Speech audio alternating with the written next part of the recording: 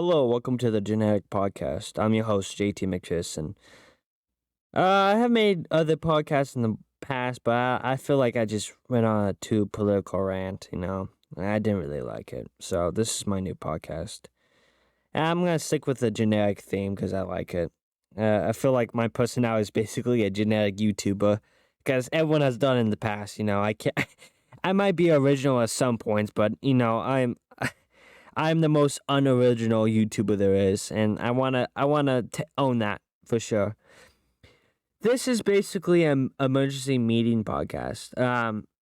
Jesus, I just ripped that out of Andrew Tate's goddamn thing, even though that's basically what it is. That's his name of his podcast. I feel like every YouTuber is getting his own podcast now. I guess I gotta step in, because I'm generic. So this podcast is basically dedicated to sum up my opinion on Andrew Tate.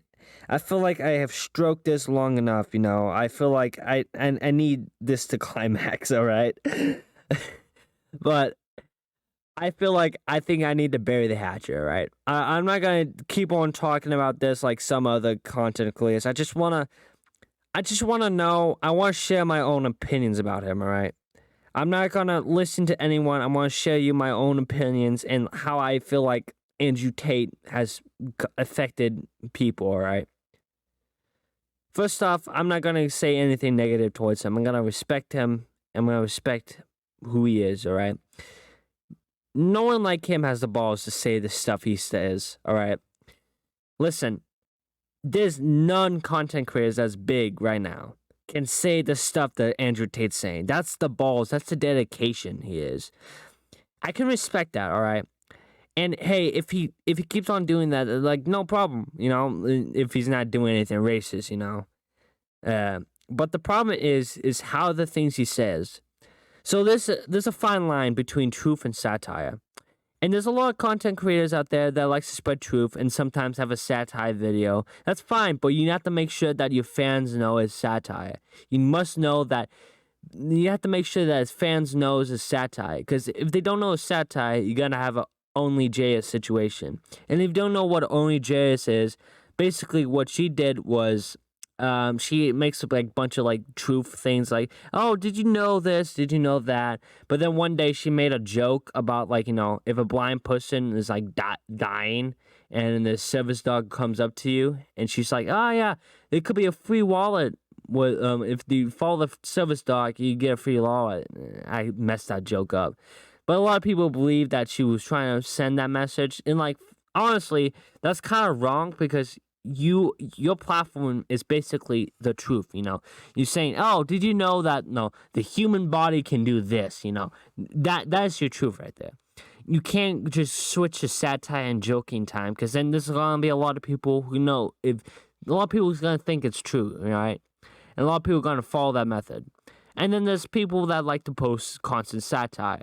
And then when they do one truthful thing, it has to hit right. Right, all right. It has to be a situation that they were involved in or a situation that they do not like that they have to intervene and say, enough is enough, all right? You can do that. You can have a satire community channel, whatever, social medias, whatever. And then you come out saying, hey, I'm sick of tired. What's going on? Yeah, that's fine, You just got to make sure you're not jokingly. You don't add jokes in the whole statement, That's basically what is my truthful, like a truth/satire line. But the problem is, I don't understand if Andrew Tate's being satire. I don't understand, yeah, he could have those truth moments, hey, a heart-to-heart moment, but then all of a sudden he goes off this rant, I don't want a woman pilot. I don't want a woman surgeon, And it's like, dude, what the hell? What are we talking about now? What the hell are we talking about? He just goes off these rants that just seem crazy, and that's why he blew up. That whole about the heart attack things, get up, just get up. It's fine. Go smoke, go drink, get up, and then you go to the hospital.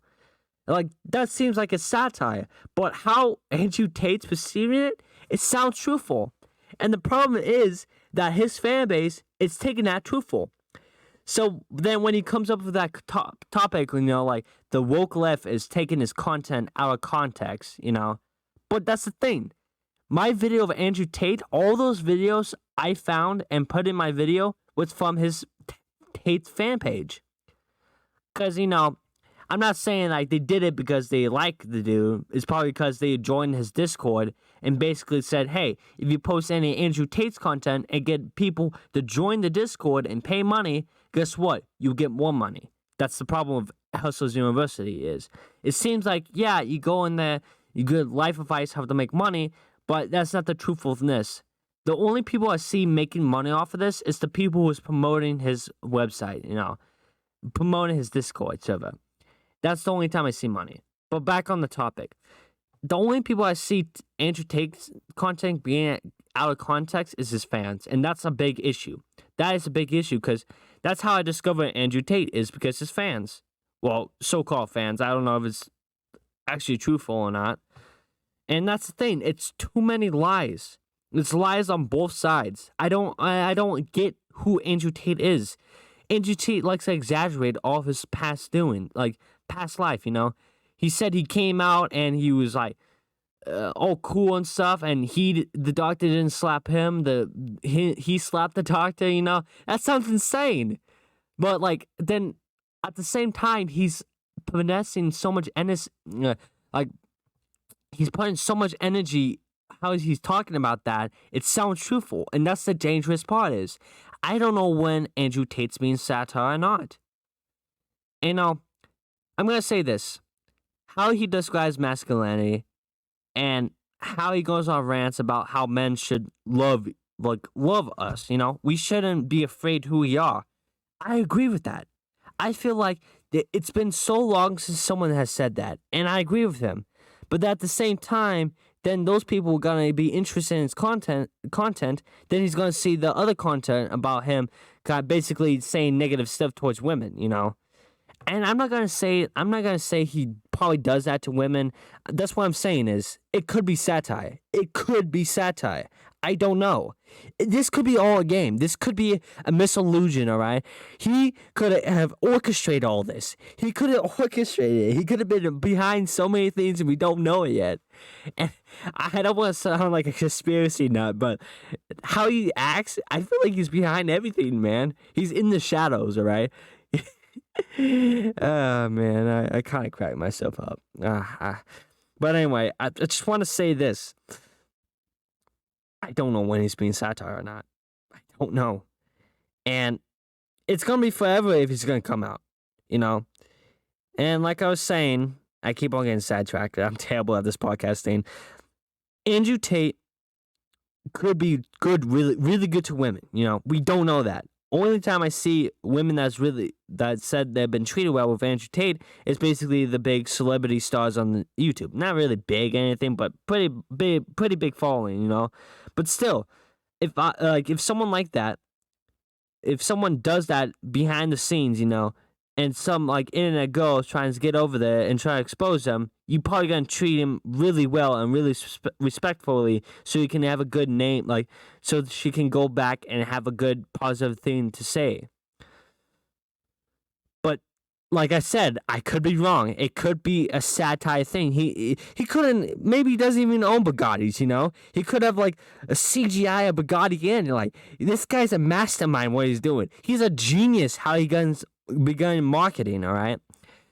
And I'm not gonna say his fame and his money is fraud. I don't know. Like I said, it's so mysterious who Andrew Tate is. I feel like the main problem with this is people is now really understanding who Andrew Tate is. And we will never get a clear answer from Andrew Tate. We're never going to get a clear answer from his brother or his friends or anything. Because I'm pretty sure you go to Sneeko and Aiden Ross and whoever has been in his friend group or his podcast group, they're going to tell you a whole different story each time. They're going to basically be the little boy who cried wolf. Somewhat like that. It's just going to change the story up to seem more like a man and stuff. And I have, like I said, I don't feel like I have anything against Andrew Tate. But let me just keep on going, all right? I feel like I'm on a good concentration thing. I don't want to get sidetracked or not. I think the main issue I have is basically knowing if he's satire or not. Or the another thing is him crying about losing his social media accounts. I know, he didn't cry or anything, but he made an hour-long video saying that, hey, I'm not a bad dude, I'm not a bad dude. I donate to charities and stuff, I build orphanages. I have a Tate Foundation, But that's the thing. I looked it up. I have found nothing that's related to you. So you said the orphanage is named after you, the Tate Orphanage. I searched that up. I looked it up on maps. I looked at Romania maps, and I see nothing that says the Tate Orphanages. It could have been just like, it could be a different name, the building could just be after Tate, but still, he has no evidence backing this up. He's just saying it to say it, And then he says the Tate Foundation. The only thing I found closely related to the Tate Foundation is called the American Tate Foundation. That's located in America and has nothing to do with Tate whatsoever. But the looks of it, because I saw the founders of it, and it does not look like Andrew Tate or Tristan Tate. So that's a problem. I feel like people are just missing the point nowadays. They're missing the point that people can just lie through the teeth to make them look innocent. For example, James Charles, the only way he got out of doing those horrible things under the underage kids, basically, is because my mistake. I didn't know they're underage, Well, let me just take some time off, take some time off of YouTube, so I won't be making any money, and then this video won't be making any money, and this and that. And then And then, Andrew Tate would criticize him as much as they want. Sneaker wants to criticize him as much as they want. And I have no problem against that. I feel like James Charles has to be accountable for what he's done, because I feel like everyone just moved on from that situation. That was a big thing. Twitter was up in arms about the whole situation. Well, most of it. But then the next thing is, when Andrew Tate does it, I feel like no one really reacts to it, And it's just there's double standards on both sides. No one knows this. There's double standards on both sides. It doesn't matter if you're far right, far left, left, right, libertarian, middleist, whatever. There's double standards on both sides. And it's getting out of hand, all right? There's no more such thing as left or right. You have to be far left or far left. Far left or far right. And you have to be devoted for it. You have to be a devoted Christian. I'm talking about American politics here now. And then you have to be a leftist. You have to. Yeah. What is this country coming to? And what is this society coming to? All right. That's the problem. How is this society coming to? I feel like we need positive role models here, and Andrew Tate is not one of them. Because his content can be taken out of context, and everyone will believe him. Doesn't matter if you're with Andrew Tate or without Andrew Tate, you will believe what he's saying. And like I said, to his apology story, I feel like it's unfair that Andrew Tate, that was actually, actually going against TOS, YouTube will say that. He's legitimately going against TOS. It's not because some, woke person on YouTube saying, you know what? I don't like Andrew Tate on this platform, so I'm just going to ban him, all right?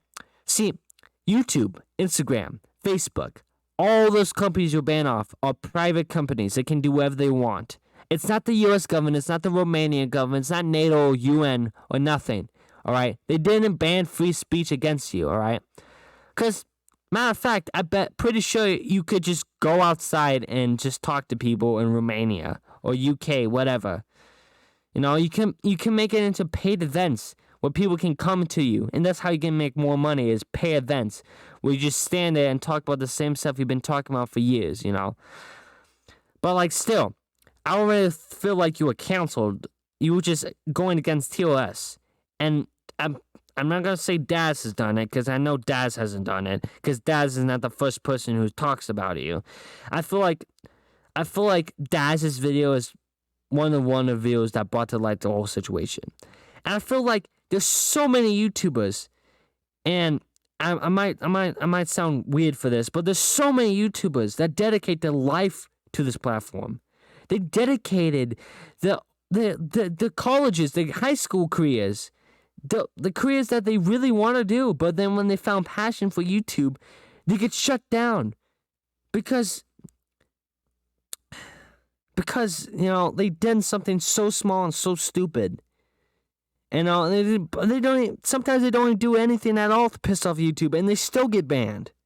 But then when you say some negative crap on YouTube and Facebook and TikTok, whatever, and then you get banned, you cry like a little baby. It's pathetic. I'm so sick of this. I'm so sick of people feeling bad for you because you cried about losing your social media privileges.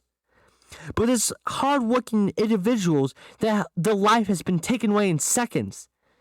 The money, the career, the videos that they have passion for. It's not even about money sometimes. It's about the videos they put hours in, weeks in, months in, years in. They've been perfecting the video. They're perfecting their art. And they get taken away in seconds. And then when they try to talk about it, they'll be shut down. And YouTube won't even acknowledge that. But then you make a whole hour video and everyone comes running to your side. It sucks, man. It sucks that people who spend their lives and they don't get a second look at, but then you, on the other hand, everyone's just like spamming L's to YouTube, Some people really want that type of community. Some people want that positive community that doesn't really attack them, doesn't really do anything against them. But Andrew Tate just using that community to his advantage. It's basically making a mob, all right? Whatever he says, they're going to do it no matter what. I'd rather have fans than supporters. Because supporters are going to listen to everything you say and they're going to agree with you. Fans, they just watch your content because they love how you portray things. They love how you express your own art on YouTube. That's why I prefer fans over supporters. And you might think I'm wrong or anything, but I don't care. I don't want people looking at me, making edits of me, and then making baby eyes and making I don't want people to make me look like I'm some sort of savior to them. I don't want to be the Homelander of the internet, all right? I don't want to be making basically flying in and then everyone touching me, all right? I want someone to come on my platform and laugh and enjoy my content. I want them to get inspired by that. I don't want them to express my opinions. I don't want them to state my opinions as facts, because damn right, my opinions are not facts. I have really bad opinions sometimes. I can agree with that, especially that point where I made those quarantine COVID videos. Those were really bad takes. I can acknowledge that. That's terrible takes. It's because I didn't understand the situation. I was in middle school. I was a kid. I barely understood what the hell was going on in politics then.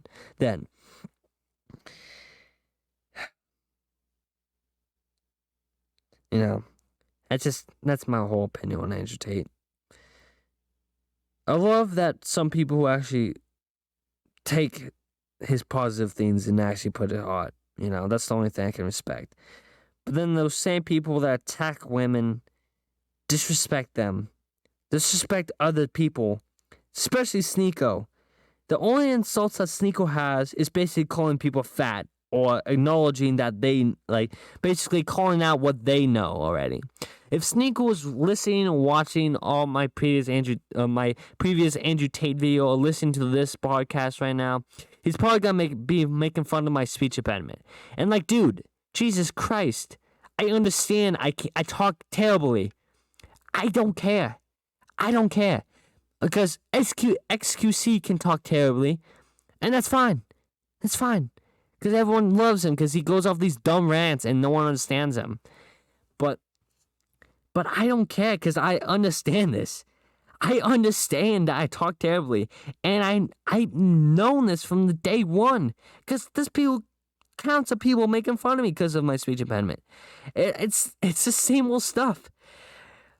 Honestly, if someone has a good combat and actually use my speech impediment in a good comeback against me, I will laugh and shake their hand and say, thank God you didn't say you talk funny or make fun of words I say, or make me look I'm some sort of stupid idiot, you know?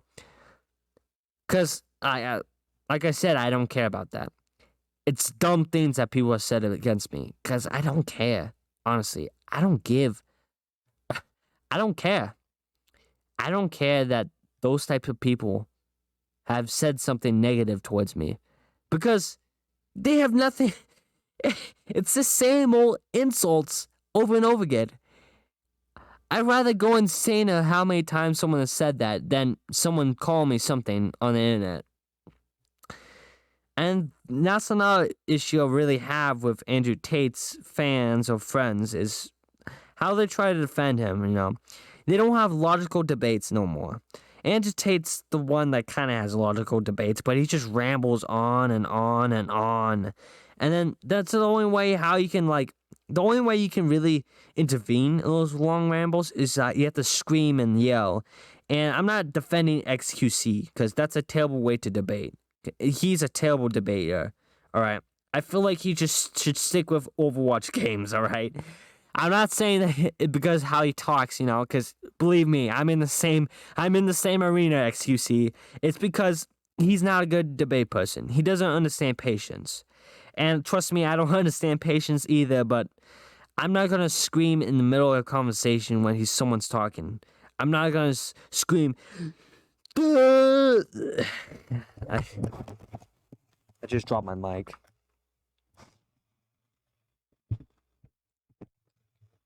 Look at that. I shouldn't have made that weird sound. I'm sorry. But still, like, you cannot scream in the middle of debate. But then the same goes with Sneeko and stuff. His only logical thing he can say is racist stuff or, like, just flat out calling someone fat, you know? That's it. Like I said, if Sneeko's listening or watching my previous content, he's going to say, well, you fall in this left, like far left pipeline, you know? You listen to other people, you know? You talk funny. You're fat. Like, Jesus Christ, Sneeko. Can you come up with better insults? Yeah. It's funny. It's just funny. I feel like after this whole situation, it's just gonna fade out. Honestly, that's the end for my not really end for my podcast, but this is the end of the whole Andrew Tate rant. And I just like to say this new podcasting, I really want to get off the ground. I really want to expand my reaches on each platform, especially Twitch. I feel comfortable to stream again. It's nothing really happened on Twitch. It's just some weird guy was in my chat one time, and he just made me uncomfortable. And I feel like I'm. I don't know really how to explain this, but I just don't feel like, you know, streaming on Twitch no more, because the things I hear what Twitch is doing, it's just dumb. Like, I watched a Gideon video where he talks about how he got banned basically permanently, but then this girl who literally had sex on stream, and you can see it, gets a 7-day suspension, and she doesn't care. Especially with most of these women on Twitch. Oh my god. I feel like, yeah, it's definitely sexism. Because that's the only way they can bring money in is letting certain types of women break basically TOS. And then, like, when someone actually does something on Steam, you know, like Gideon. Like, I feel like he was just in the heat of the moment, all right? El Bozo, I wouldn't mind if someone spam El Bozo in my chat. But still, that's sending a hate party, and that's against TOS. And I feel like that should have been a week, less than a month banned, all right? Not a permanent ban. But then when you have girls, you know, basically having sex on Twitch, and then it's a 7-day ban. Jesus Christ, Twitch. What the hell has gone into you? And I know it's never been perfect, but Jesus Christ.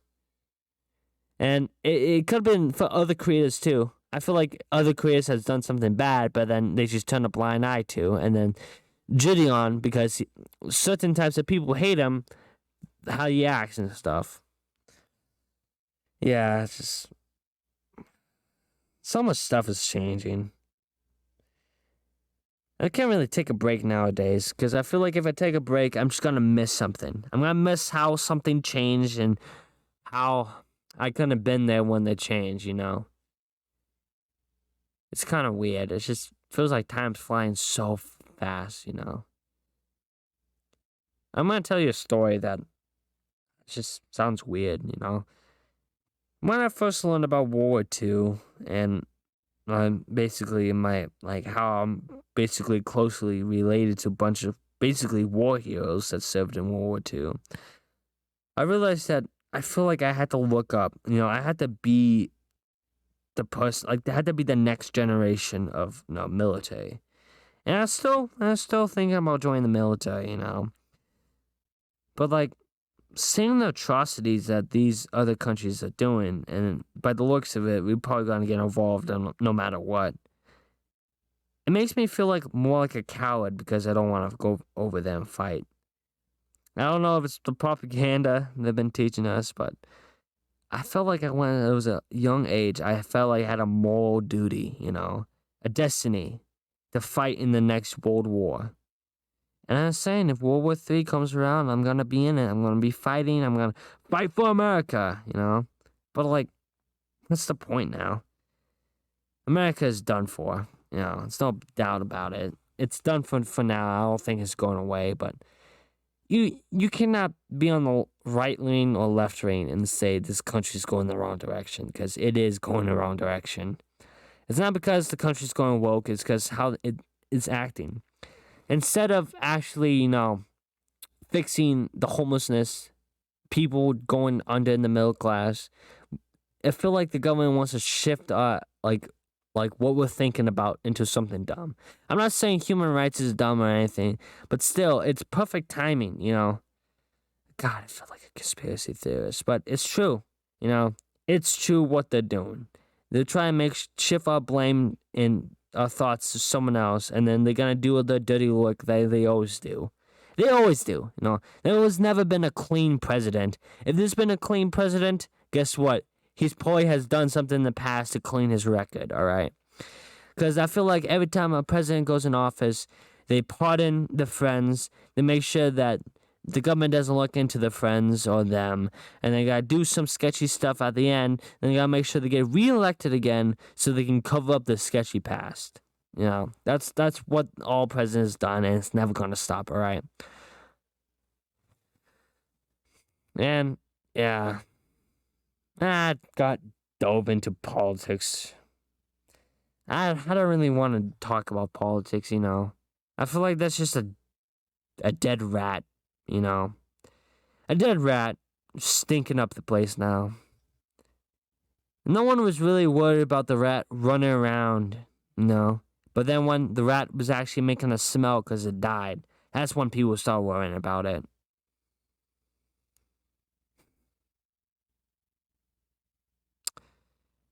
Yeah, so my future plans of this podcast is I want to get a co-host. That's my big plan, is get a co-host.